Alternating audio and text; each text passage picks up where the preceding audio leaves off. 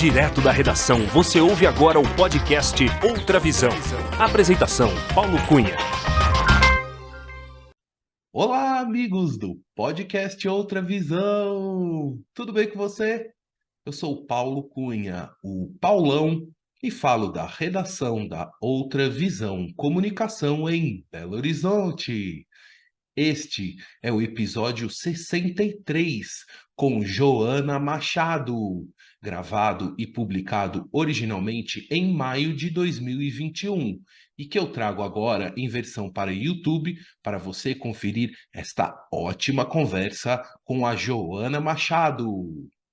A Joana Machado é empreendedora social e fundadora do Instituto Sonhe, um projeto que atende crianças e adolescentes em situação de vulnerabilidade social que moram na região da Cracolândia, no centro de São Paulo.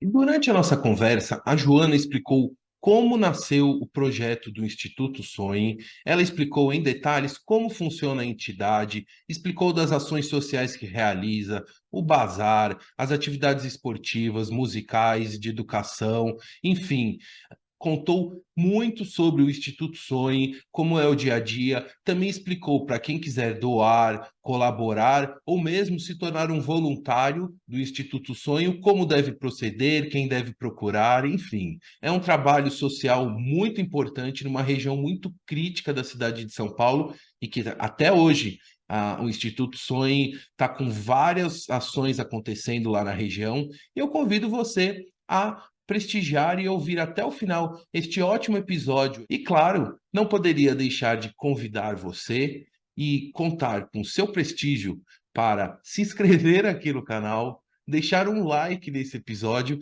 e também curtir e prestigiar todos os outros episódios aqui do canal Outra Visão. E agora com vocês, episódio 63, com Joana Machado, do Instituto Sonhe, no podcast Outra Visão. Tchau! Alô, Joana Gabriela Assis Machado. Tudo bem com você, Joana? Tudo bem. É um prazer estar com você. Joana, muito obrigado. Seja muito bem-vinda ao podcast Outra Visão. É com muita alegria que eu te recebo aqui para a gente bater um papo bem descontraído. Muito obrigado por aceitar o convite e por prestigiar esse podcast. Joana, para começar a nossa conversa, eu gostaria de saber de qual cidade você está falando neste dia 28 de abril de 2021. Eu estou falando de São Paulo, centro de São Paulo, região da Cracolândia. Downtown São Paulo, então, São Paulo, a minha cidade. Você é natural de Salvador, é isso, Joana? Sim, na verdade eu sou de Santo Amaro, terra de Caetano Veloso, Gilberto Gil, só gente bacana, viu? Então eu sou sim, e já estou aqui em São Paulo há 12 anos. Que legal. Joana, então vamos começar também o nosso papo. Eu te perguntando, quero saber o seguinte: explica para mim e para os nossos ouvintes aqui do podcast Outra Visão sobre o que é o Instituto Sonhe, o projeto Novos Sonhos que você lidera. Me conta um pouquinho da história do Instituto Sonhe. Bom, não posso falar da minha história antes de falar da história dos meus pais, porque tem tudo a ver. O motivo de eu estar aqui hoje faz muito sentido quando você ouve a história da minha família. Meu pai foi usuário de drogas, traficante de armas, traficante de drogas, e minha mãe também, aos 16 anos, quando o conheceu, e logo mais quando foi morar com ele em Salvador, ela descobriu que ele era usuário, enfim, tentou voltar para casa, não conseguiu e se envolveu muito nessa vida. E meu pai, ele tentou o suicídio aos 27 anos, até que ele foi alcançado por Cristo. Quando ele estava tentando uma overdose na casa dele, entrou um casal de missionários que apresentaram Jesus para ele. E isso foi muito importante na nossa história, porque a partir daquele dia houve uma transformação genuína na minha casa.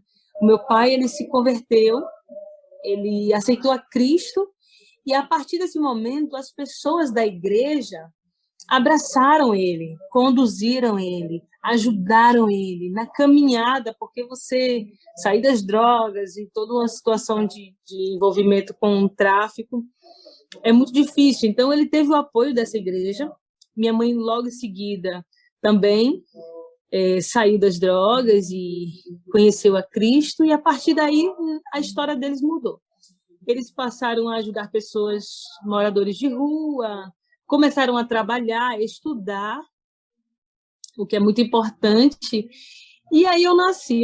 Quando eu nasci, meus pais já tinham saído das drogas, eles estavam nessa caminhada em busca de um lugar na sociedade.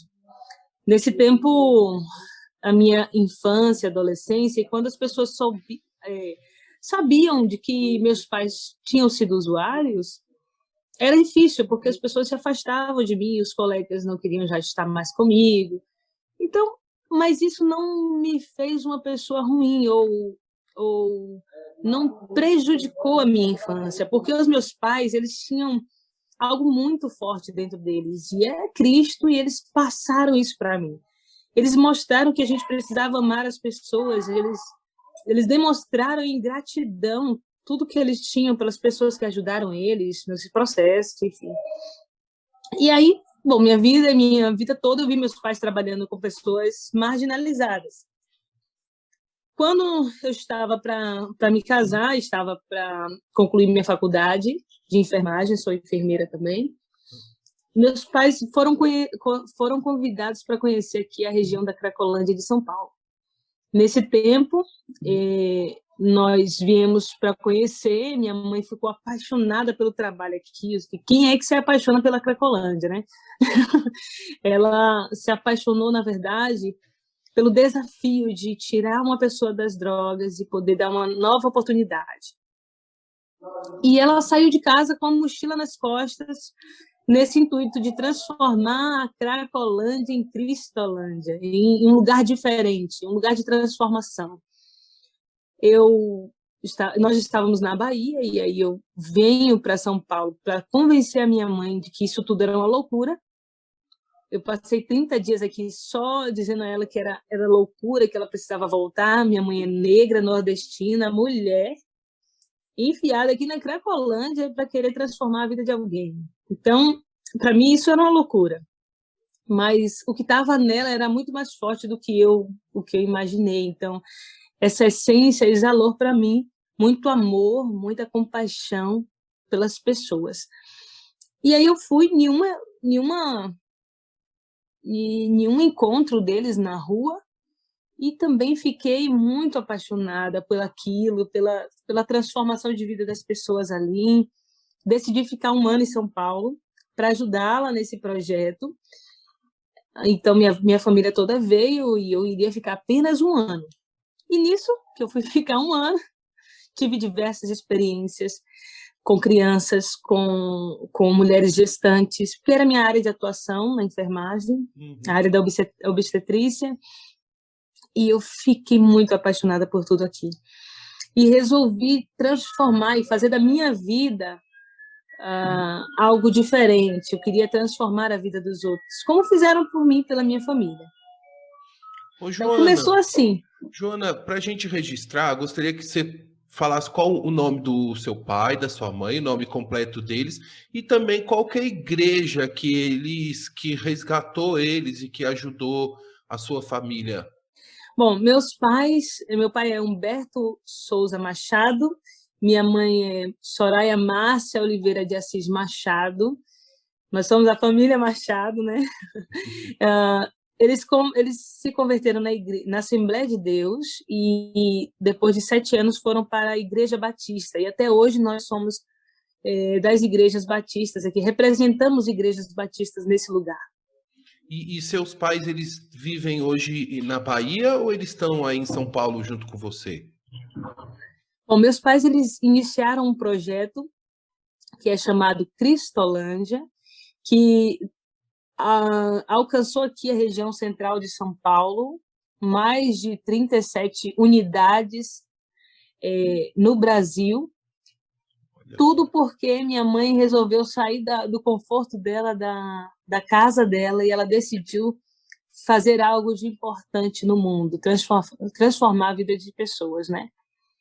Então, ela começou esse projeto e hoje nós temos diversos projetos chamados Cristolândia hoje no Brasil e fora do Brasil. Depois de 8 anos de trabalho aqui com a chamada Cristolândia, o projeto Cristolândia, eles decidiram que precisavam sair, precisavam ter um momento de descanso. Meus pais estão para se aposentar também. Meu pai já está se aposentando, 63 anos. Então, eles decidiram sair e foram morar em Salvador. Voltaram para Salvador para cuidar da família, para estarem mais perto da família e fazer outros projetos. Agora, como que foi que nasceu o Instituto Sonhe, que é um projeto que você lidera, né? Me conta um pouquinho sobre o Instituto Sonhe e o projeto Novos Sonhos. Isso. No começo era chamado Projeto Novos Sonhos, né? Hoje que nós chamamos de Instituto Sonho, mas aí eu vou explicar um pouco. O que aconteceu? Quando eu vim e decidi ficar um ano aqui em São Paulo, eu tive diversas experiências e uma delas que marcou a minha vida foi quando eu encontrei uma menina de 12 anos e ela me chamou para tomar um banho. Ela falou, tia, por favor... Ela me chamou pelo nome. Ela falou, tia Joana, por favor, me leva para tomar um banho. No local onde a gente atendia as pessoas, eram todos adultos, não tínhamos como atender crianças. Mas, pela insistência dela, eu levei ela para o banheiro, fui pegar a roupa dela, fica aí tomando banho. Desculpa esse barulho. E eu levei essa menina para tomar um banho, fui buscar a roupa dela. Quando eu retorno, ela começou a gritar. Ela começa a gritar no banheiro, e tia, tá doendo muito, tia, tá doendo. E as pessoas que estavam fora, né, começaram a ouvir isso, parecia que eu estava fazendo algum mal àquela menina, né? E aí eu fui direto pro banheiro e falei, menina, por favor, não grita, silêncio. As pessoas vão achar que eu tô fazendo alguma coisa com você. Mas aí, isso, eu fui ao encontro dela falando isso, só que quando eu olho para ela, eu vi uma menina sem formação no corpo nenhuma. Ela não tinha... Ela era uma criança sem formação e a sua genital estava muito inchada, parecia um tumor sangrando, e seu corpo todo marcado de mordidas, roxo pelo corpo todo. Aí ela virou as costas para mim e disse, tia, tá doendo muito as minhas costas, o que tem aqui? Não tinha uma marca de paulada. Eu digo que era paulada porque era um roxo muito grande, de ponta a ponta nas costas. E eu falei assim, meu Deus, como isso é possível? Uma criança. E aí eu engoli o choro na hora, chamei a minha mãe e falei, mãe, por favor, toma conta dessa situação, eu tenho que sair daqui. Eu saí em prantos, chorando muito. E aí eu saí, o traficante me encontra e disse, olha, cuida daquela menina, e falou o nome dela, porque ela tinha sido violentada por 4 homens na Cracolândia. O que aconteceu? Ela usava droga, o crack, e aí as pessoas que usam crack aqui ficam, às vezes, os 4 dias sem 4, 5, uma semana sem comer, sem tomar banho, sem dormir, às vezes. E aí, quando eles deitam, eles desmaiam ali. Eles desmaiam. Muitas vezes a gente vê pessoas pela rua e você até tenta acordar, ou tenta, às vezes está até sem roupa, ou... É porque, na verdade, essa pessoa tem dias usando crack, dias usando droga, sem tomar banho, sem comer, e o corpo precisa descansar. Então, eles desmaiam. E eles 4 homens arrastaram aquela menina para dentro de um buraco, chamado Buraco do Morto, e a violentaram ali. E quando ela sai dali, porque o traficante que tira ela daquele lugar, ele chama ela e diz, vá para aquele lugar chamado Cristolândia e procura Joana. Eu não sei quem foi esse homem, mas eu sei que ele transformou a minha vida, a história daquela menina também.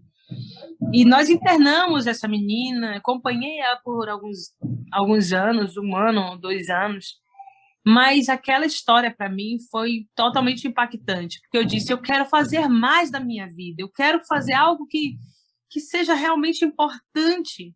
Eu quero transformar a vida das pessoas, eu quero ser agente de transformação. Eu não iria conseguir voltar para minha cidade pequena e todos os meus sonhos e planos que fiz para minha vida, e olhar para trás ou deitar minha cabeça num travesseiro e lembrar de tudo que eu vivi nesse lugar. Eu não conseguiria viver. Então, eu decidi fazer mais. Eu queria que as crianças que eu visse ali não tivessem que passar por isso, que tivessem oportunidade, né? Eu falei assim, bom, eu preciso dar oportunidade para essas crianças. A sociedade não está enxergando essas crianças aqui. E aí eu começo a fazer aula de balé, para dar aula de balé. Eu passei a reunir as crianças para encontros de recreação. E nesse primeiro encontro tinha 500 crianças. Nossa. Eu nunca tinha tido nenhuma experiência com criança. Absolutamente zero. E aí eu me vejo com 500 crianças, eu tendo que chamar, eu chamava, eu levava para o local que a gente promovia essas atividades, eu cantava, eu contava histórias, eu levava de volta para casa, eu dava comida, eu fazia tudo isso e feliz da vida, porque entendi que eu podia fazer mais. Então, eu quis dar tudo de mim, a minha juventude mesmo. E aí, nesse intuito de transformação, eu pensei, bom, eu preciso colocar um nome que tenha tudo a ver com isso aqui. As crianças que a gente chamava e perguntava, qual o seu sonho? A criança dizia, mas eu não tenho sonho. O que é sonho? Não, sonho é aquilo que você quer ser quando você crescer. Ah, não, eu não tenho. Então, era muito difícil você achar uma criança que tivesse um sonho. Olha só. Então, nossa intenção era transformar aquela impossibilidade em realidade. Nós vamos sonhar e nossos sonhos em Deus se tornam reais. Então, nós vamos chamar esse projeto de Novos Sonhos. Começamos assim, com só a intenção. Foi através do balé, depois veio o futebol e veio o jiu-jitsu. Muitas pessoas se uniram a mim no propósito de transformar, levar transformação mesmo, de ajudar essas crianças. Na época eram crianças, né? Agora são adultos. E eu cheguei com 21, 22 anos, completando 22. E, olha, eu não parei. A primeira atividade foi só o começo, então foram várias atividades. Ô, Joana, e você nesse trabalho, eu sei que você faz atividades voltadas para as crianças, né? Você falou 500 crianças. Essas 500 crianças são filhas e filhos de usuários e moradores da região da Cracolândia, é isso? Exatamente. No começo, nós atendíamos nessas recreações, em média, 500 crianças. Quando nós íamos para as favelas e comunidades, nós atendíamos mais, em torno de 1.000 crianças. E aí a gente tinha apoio de outras pessoas que vinham também para me ajudar. Mas esse começo, nós atendíamos apenas as crianças que eram filhos de usuários, filhos de traficantes da região que ficavam lá por aqui, nessa região, crianças que seus pais vão trabalhar, mas que moram nesses cortiços e ocupações, crianças da comunidade do Moinho, que estavam ali, tempo ocioso e o contato muito forte com o tráfico, né, e prostituição também, porque acaba que começa muito cedo essa aliciação, né? Então, são essas crianças que a gente começou a atender. Ô, Joana, para a gente localizar os nossos ouvintes, que é o seguinte, aqui o nosso podcast, a gente tem ouvintes aí do mundo inteiro. Graças a Deus, gente do mundo inteiro. Mas então vamos localizar geograficamente aonde que é a região da Cracolândia em São Paulo, capital. Você pode dar uma noção geral geográfica, assim, de que região da cidade que a gente está falando? Aqui é o Centro Velho de São Paulo, centro histórico. Muito próximo aqui está a Júlio Prestes, a Estação Júlio Prestes, a Estação da Luz, e é justamente aqui, nesse miolo, onde nós temos a chamada Cracolândia. Nossa casa, nossa segunda sede hoje, né, está a 200 metros da Cracolândia. Nós estamos na rua Alameda Cleveland, na rua da Cracolândia. Os usuários passam por aqui, as pessoas respeitam nossa casa, o ambiente que nós atendemos nossas crianças. Então, é essa região. É esse local na cidade de São Paulo. Joana, então me explica o seguinte: você começou fazendo então trabalho de recreação com as crianças, mas eu sei que hoje o Instituto Sonhe também atua na área de educação, com alimentação, tem a parte de artes, os esportes, né, que é uma parte forte aí do trabalho do seu trabalho e da sua equipe, e tem o bazar também. Me conta um pouquinho sobre essas ações na área de educação, da alimentação, enfim, dá um apanhado geral para a gente. Tá. Quando nós iniciamos com o balé, nós tínhamos 12 meninas. E eram as meninas que a gente conseguia atender 3 vezes na semana, mais de perto.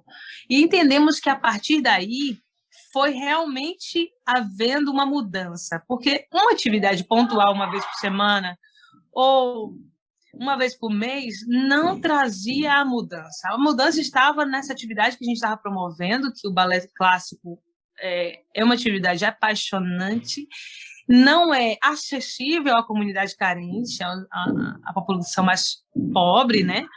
Porque o material é caro, tudo é muito caro. Então, nós levamos isso que não era acessível para a região da Cracolândia. 12 meninas, e hoje nós atendemos 900 crianças aqui no Instituto Sonho. Por que nós mudamos de nome? Eu preciso falar, porque antes eram Novos Sonhos, hoje são adultos e que agora usam das atividades que nós oferecemos no começo como seu modo de sobrevivência. Eles usam isso para trabalhar, eles trabalham com isso. As crianças que agora são adultos são professores aqui no Instituto. Então, nós decidimos mudar. Nós estamos com o CNPJ bem recente, de 2018. Então, o projeto muda a visão, muda a missão, a essência continua, que é transformação de vida. Mas agora a gente tem 900 crianças atendidas, nós temos balé, jiu-jitsu, futebol, musicalização, skate, boxe, kickbox, temos apoio escolar, alfabetização, porque é diferente. Na área de educação, a gente tem investido muito nosso tempo e voluntariado e investimento nessa área, principalmente nesse tempo de pandemia. Inglês, cursos profissionalizantes acontecem aqui dentro. Nós atendemos a criança, o adolescente, o jovem e a família. As famílias mais carentes da região, nós assistimos com cestas básicas, atendimento psicológico. Então, é todo um trabalho de uma equipe que ama muito o que faz. Então, hoje, na nossa sede, a gente dá 1.300 metros quadrados. Nós temos uma quadra aqui dentro. Nós temos a sala de balé, a sala de jiu-jitsu, a casa é linda e quem quiser vir conhecer, seja muito bem-vindo. Nós entendemos que esse lugar realmente é uma casa, é onde as crianças vêm e aqui é toda uma educação, desde o momento que ela entra, que ela diz o seu nome, que ela é reconhecida pelo seu nome, que aqui ela escova os dentes, aqui ela se alimenta de manhã, a gente atende de manhã, tarde e noite. Olha. Nós atendemos de 8 da manhã às 9 da noite, todos os dias, com exceção do domingo. Então, é um trabalho bem intenso. Quantas refeições por semana? São mais de 6.000 refeições, porque cada dia são 5 refeições para um grupo de crianças, de 200, 300 crianças. Nossa. Então, é muito trabalho. E tudo isso é feito com muito voluntariado, muito apoio de pessoas que conhecem o Instituto e resolvem ajudar a gente financeiramente. Ai, que maravilha ouvir seu relato, Joana. Ô, Joana, sobre a área da educação, eu vi nos vídeos, né, de vocês publicados nas redes sociais que você falou e até comentou sobre o reforço escolar, né? Porque muitas das crianças vão à escola, né? Quando a escola estava aberta, enfim, a gente está agora numa situação atípica, né, da pandemia, mas que eu até ouvi um relato de uma das professoras, né, que dá o reforço, dizendo que muitos dos alunos chegam e mal sabem ler e escrever, mas já estão na 5ª, 6ª série, né? E um dos trabalhos que vocês fazem aí é dar esse reforço no processo da alfabetização, mesmo de crianças que já estão em anos adiantados, mas que, na verdade, não aprenderam ainda, né? Paulo, você resumiu muito bem. É exatamente isso que você trouxe aqui. Nós vemos crianças e adolescentes, não falo mais de crianças, de adolescentes de 13 anos que não sabem ler nem escrever. Ou eles decalcam, como a gente diz na Bahia, né? Decalcar. Eles desenham. Eles não sabem o que estão escrevendo, eles não sabem o conteúdo daquilo. Hoje, nosso intuito é a alfabetização. Nós temos salas de alfabetização com 30, 40 alunos, todos dessa idade todos adolescentes. Porque, veja bem, uma criança com uma realidade que o seu pai é usuário, ou a sua mãe, e os pais eles não são frequentes nas escolas, eles não são ativos na vida dessa criança, desse adolescente, então eles abandonam, eles não acham importante a educação. E o que acontece? Então essa criança fica aí, vai passando de série por série, ano por ano, vai ano e vem ano, e essas crianças se tornam adolescentes que têm tanta vergonha, porque eles não sabem, eles são agressivos, eles são... Por quê? Eles estão se defendendo, porque, na verdade, eles não sabem ler, eles não sabem escrever, eles não sabem o conteúdo daquilo que a gente está colocando. E aí, Paulo, minha filha tem 3 anos, está completando 4 anos. Minha filha, graças a Deus, ela estuda no Colégio Batista. A minha filha, ela já sabe se expressar, ela já sabe falar inglês, ela sabe falar, ela está aprendendo a ler. Minha filha, daqui a pouco, daqui a um ano, ela vai estar lendo muito bem, melhor que eu até. Mas imagina que a minha filha, com 5 anos, lendo fluentemente, falando 2 idiomas, perdão, e uma criança aqui de 13 anos não sabe mal escrever o seu nome. É um disparate assim, muito grande. A gente não tem como comparar a negligência e a falta de orientação educacional aqui nessa região. É muito difícil. E aí tem toda uma questão também de violência. E nosso intuito aqui não é criticar e nem... Enfim, mas nosso intuito aqui é realmente investir nessas vidas.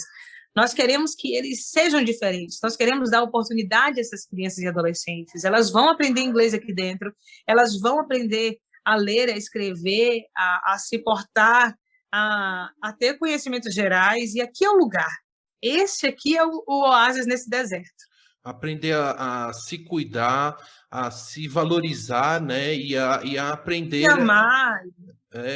Ô, Joana, Veja, Paulo, que só completando essa fala, que é muito importante, o esporte, o balé, vou falar do balé, que é minha área, né? Claro, tem que puxar minha sardinha aqui, né?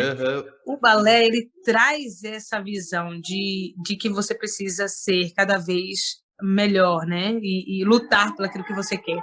Porque quando você fala para a criança, se olhe no espelho, aí ela se olha toda fantasiada de princesa, e você olha e diz, tá vendo? Você é essa princesa, você é importante.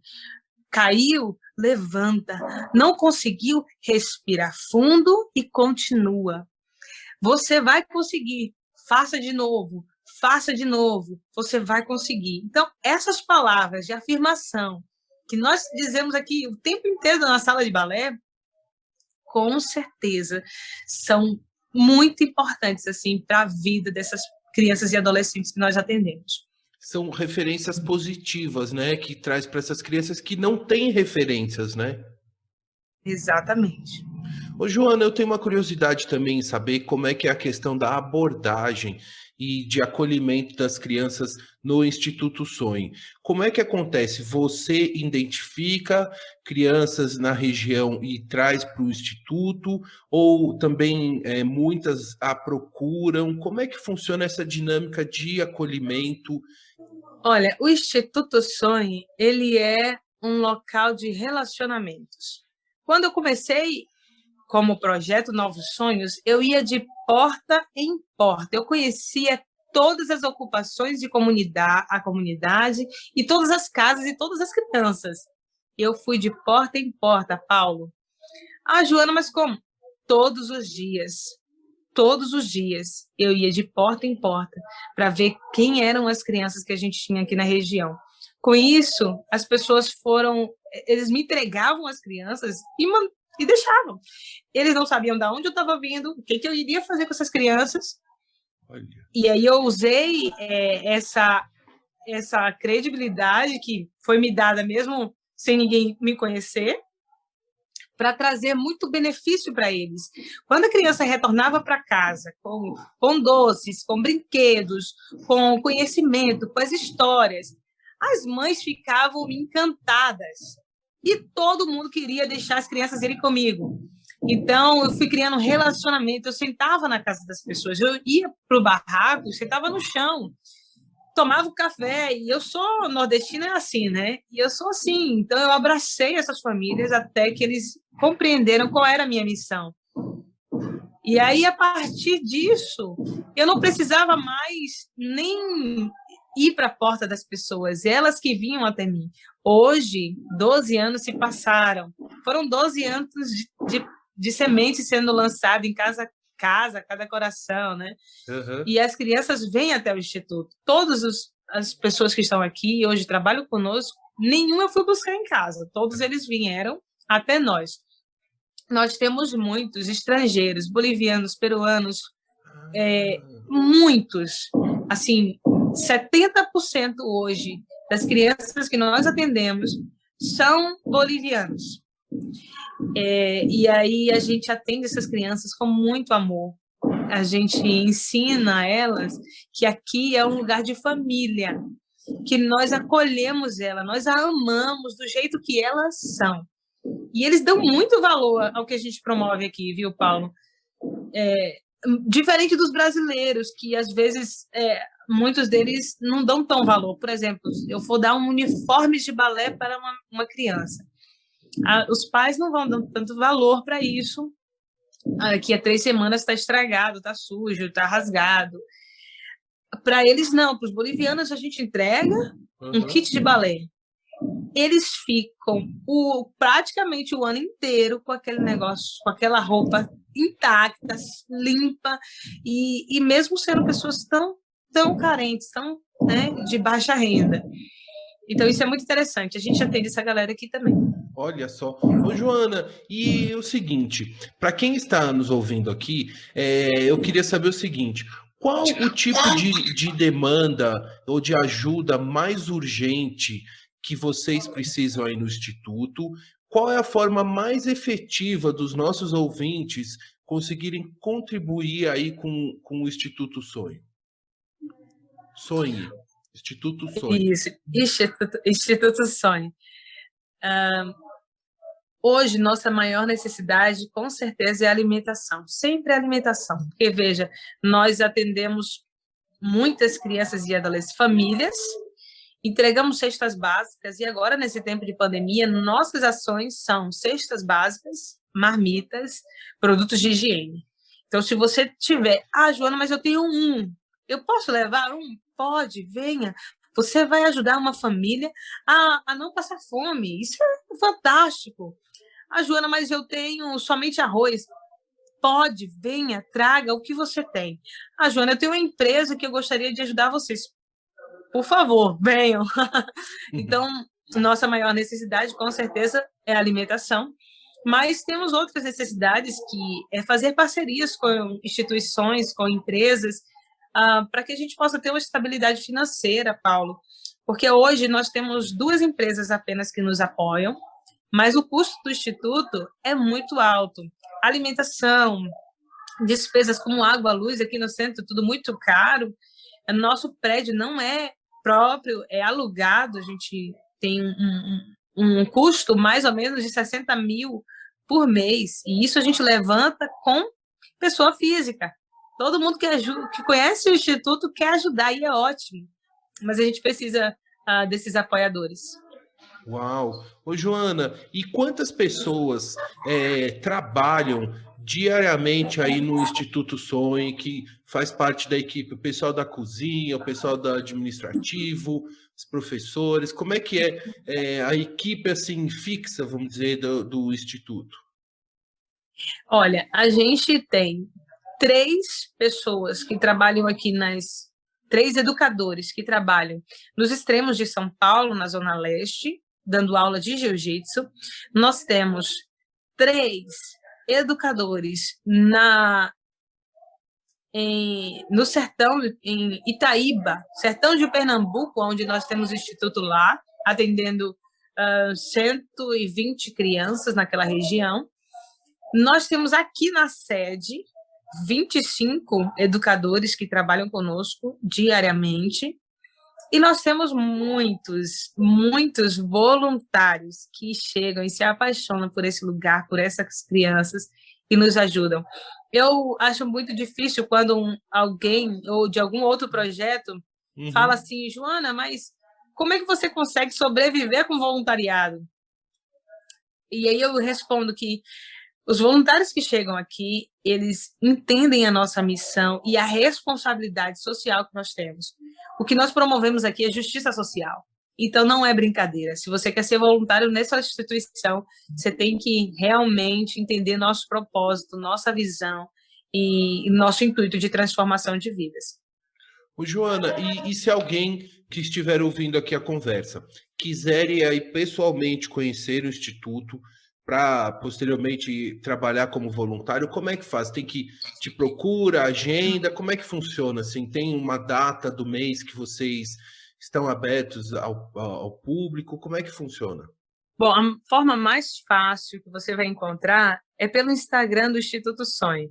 Você chama lá no direct, olha, eu quero ser um voluntário do Instituto, e aí nossa equipe vai direcionar você para o educador Tiago, que vai fazer uma triagem com esse voluntário.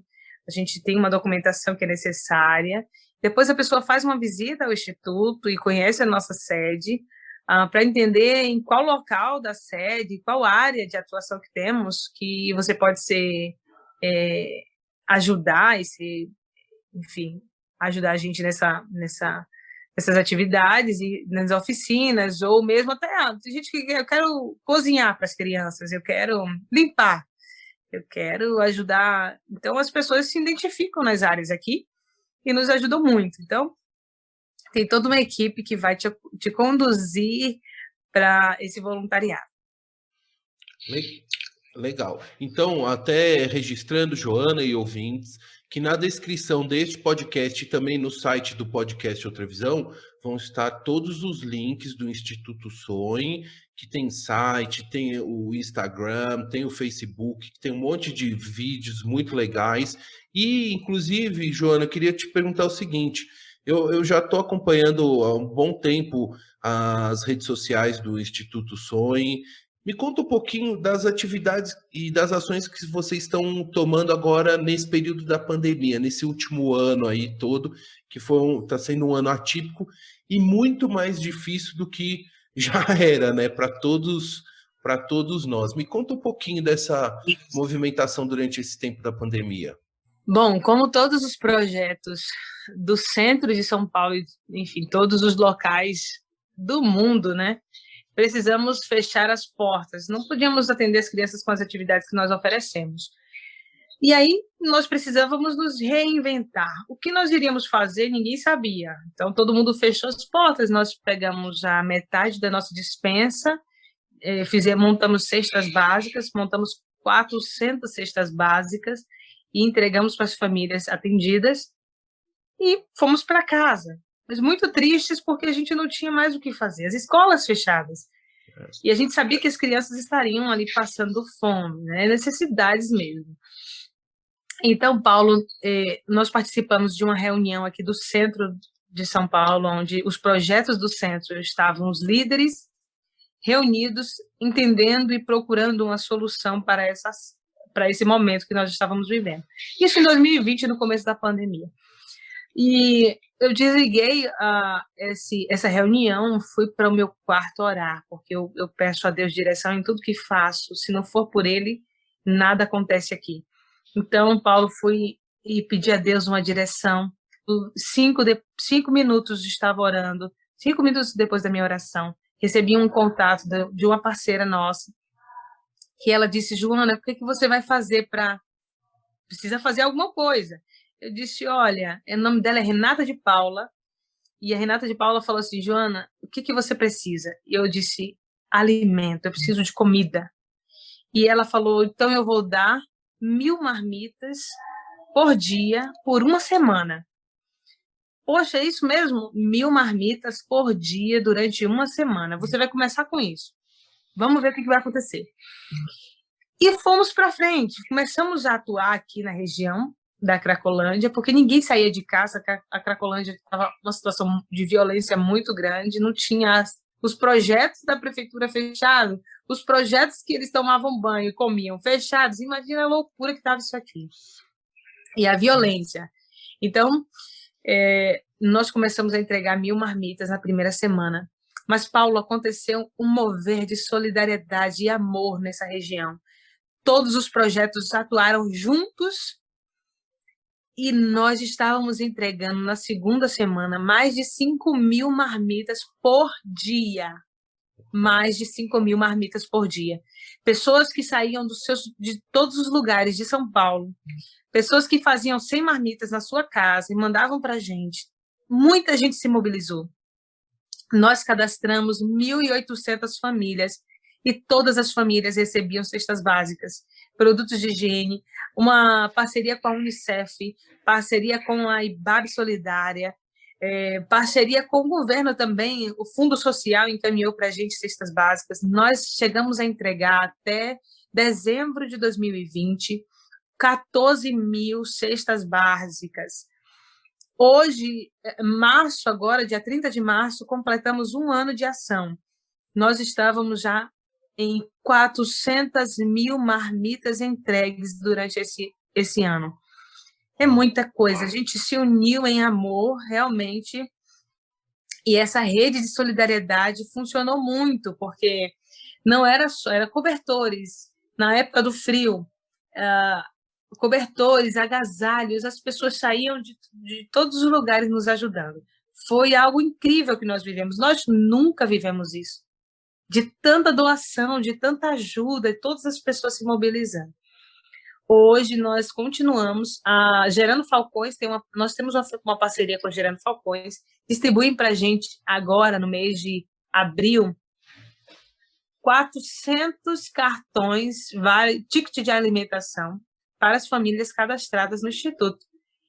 Então, Paulo, foi um ano muito difícil, de muitas dificuldades, mas nós vivemos milagres aqui dentro. Uau, parabéns pelas ações e trabalho que você se envolveu, né? Que já estava envolvida, mas parabéns. E eu queria saber o seguinte, Joana, como que é essa rotina e essa dinâmica da distribuição, por exemplo, das marmitas? Mais de 400.000 marmitas, né, ao longo de 1 ano. Como é que é o dia a dia aí de vocês? E tudo é organizado aí dentro do instituto ou é na rua? Como é que é essa dinâmica aí? Porque imagino que deve ser assim, bem movimentado, bem agitado todo dia, né? Aqui a gente não para. O que acontece? Nós chegamos aqui às 8 da manhã e começamos a limpeza do nosso ambiente. A gente limpa todos os dias a nossa casa e fazemos algumas marmitas aqui dentro. Nós recebemos marmitas ainda de vários lugares. A Ágata é uma das nossas parceiras. Ela, não sei se você fez um podcast com ela. Acho que foi feito, né? A Ágata do Marmita na Rua foi aqui no episódio 29. Então a Ágata encaminhava para a gente, por semana, mais de 800 marmitas. E o que ela fazia? Ela conseguia verba com pessoas fazendo ações e ela passou a ajudar 2 mulheres que faziam marmitas aqui do lado da gente. Então, ou seja, ela pagava para essas moças fazerem as marmitas, essas tias que a gente chama aqui. As tias faziam as marmitas e entregam para a gente toda segunda, quarta e sexta. Então, todos os dias, meio-dia e às 18 horas, nós entregamos em torno de 500 a 700 marmitas só na Cracolândia. Segundas, quartas e sextas, nós entregamos nas ocupações, são 3 ocupações e uma comunidade, que é a comunidade do Moinho, que fica embaixo do viaduto da Rio Branco. Então, por semana, nós atendemos em torno de 8.000, quase 9.000 marmitas por semana. Uau. E cestas básicas, quando nós entramos na fase roxa, todas as famílias que vieram aqui na nossa porta, nós entregamos uma cesta básica. Parou agora a fase roxa, saímos da fase roxa, nós retornamos as cestas básicas apenas para as famílias cadastradas no Instituto. Todos os dias nós fazemos isso. Nós saímos aqui em torno de 18, 19 horas da noite, justamente com todas essas ações acontecendo. Uau! E quantas famílias hoje estão cadastradas no Instituto Sonhe? Nós temos em torno de 400 famílias, eu não vou saber o número exato. O que a gente tem de número exato são as crianças, né? Crianças e adolescentes que são cadastrados, então em torno de 930 crianças e adolescentes. Ô, Joana, e eu vi também que vocês receberam uma doação super legal na Páscoa da Cacau Show e distribuíram 2.000 ovos de Páscoa, tá certo? Foram 2.000, é isso mesmo? Como é que foi essa ação? Um pouco mais. Mais que Olha isso. só, tudo que a gente coloca a mão para fazer, Paulo, Deus abençoa e multiplica. Nós começamos uma parceria aí com a Cacau Show, fomos cadastrados no sistema deles, através do Dr. Anderson, um parceiro nosso, e recebemos da Cacau Show 2.000 ovos de chocolate. E recebemos também da Lacta, do Instituto, fugiu agora o nome, mas SP Invisível também, mais de 400 ovos de chocolate. Nós tivemos uma doadora que ela falou assim: Joana, eu não posso dar um ovo, eu não consigo comprar, mas eu posso dar vários kits para vocês. Você aceita? Eu falei, claro, manda aqui para gente. Então ela enviou para gente 600 kits de vários bombonzinhos de chocolates. Foi incrível, feito com muito amor e carinho, assim, você vê o carinho das pessoas. Então, nós entregamos, Paulo, quase 4.000 ovos de chocolates e kits para as crianças. Nós fizemos 3 ações, atendemos todas as crianças no Moinho, que era a comunidade aqui próximo, as ocupações, atendemos o entorno da região, porque tem outros projetos que a gente disponibilizou. Então, assim, a gente conseguiu dar para as nossas crianças e ainda ajudar outros projetos, que foi incrível, que a gente poder ajudar o outro traz muita satisfação para a gente. Que legal. Ô, Joana, e as pessoas, elas também podem ajudar com os recursos financeiros também, né? Tem um Pix, uma conta, como é que é? As pessoas podem encontrar essas informações no site, como é que funciona? Essas informações vocês encontram também no nosso Instagram, no Facebook. No nosso site nós estamos montando o formato do site ainda, em construção. Mas eu posso te dar o Pix aqui, que é fácil, está na minha cabeça. Pode falar, pode falar. Pode falar? É o nosso CNPJ, então anota aí. 34 775 027 1000 contra 78. Nosso Pix. Repita. O nosso Pix é o nosso CNPJ, então 34 775 027 1000 contra 78. Ô, Joana, e uma dúvida também é o seguinte, que estamos aqui chegando na época de declaração de imposto de renda e já quase, né, para entregar o imposto de renda, e eu queria saber se o Instituto Sonhe, ele recebe também esses valores de reembolso de imposto de renda, se a entidade está cadastrada, é possível a pessoa fazer o repasse para o Instituto? Nós estamos ainda nesse processo de regularização dessa situação.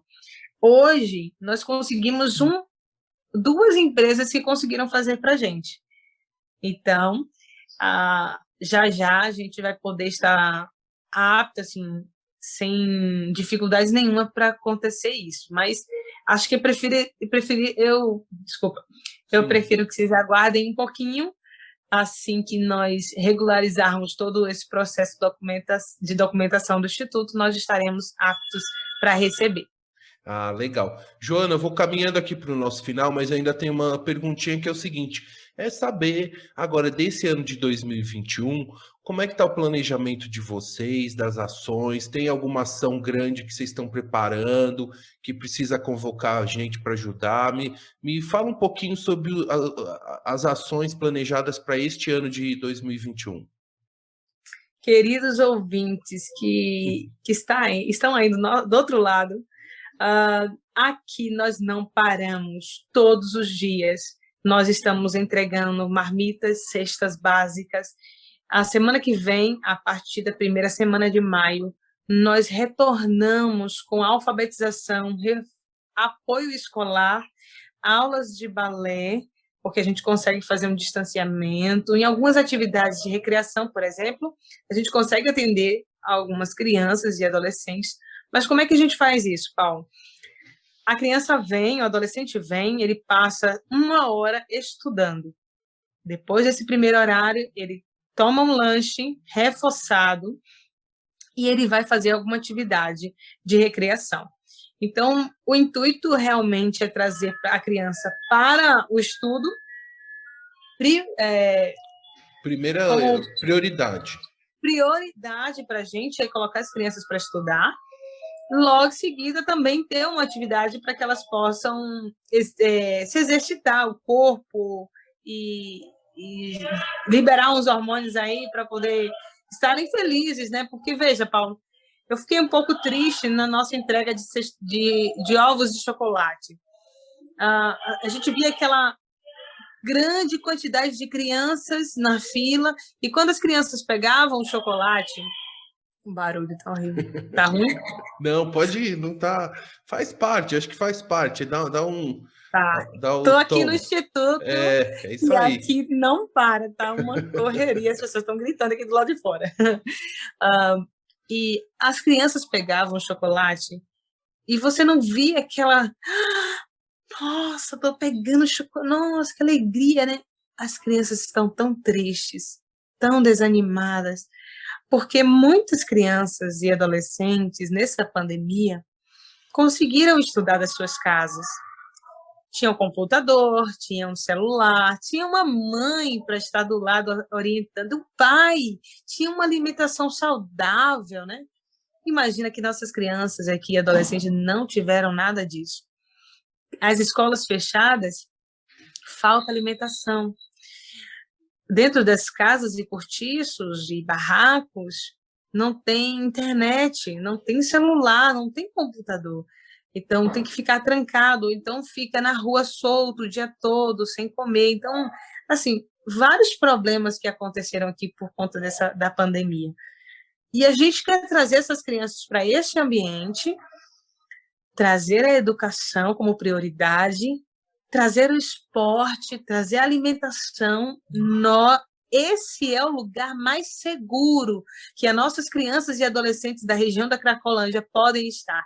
Aqui no Instituto Sonho, esse é o lugar onde tem alimentação, segurança e educação. Parabéns. Joana, eu quero finalizar agradecendo muito a você pela confiança e por prestigiar aqui o podcast Outra Visão.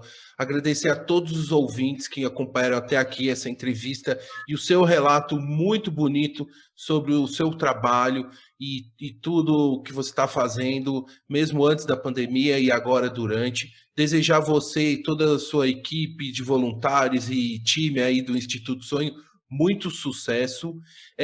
Foi incrível ouvir sua história e sua trajetória. Eu gostaria, para a gente fechar essa conversa, você deixar um recado final para os nossos ouvintes. Olha, eu passo por um tratamento de câncer já há 3 anos, e no começo da pandemia precisei ficar em casa, até que meu médico me liberou, ele falou assim, vai, Joana. E, Paulo, eu decidi fazer da minha vida algo importante. Cada dia, cada minuto do meu dia é importante. E eu quero usar isso para deixar um legado, uma transformação na história da minha geração. A minha geração vai conhecer o que Deus fez por mim e através de mim. E que você, querido ouvinte, faça o mesmo. O que você está fazendo da sua única e preciosa vida? Hoje você pode fazer muito mais. Se você pode fazer parte da história de muita gente. Então, vamos fazer algo diferente. Muito obrigado pela linda mensagem final. Um beijo para você, para toda a sua família, Joana. Tchau! Beijo.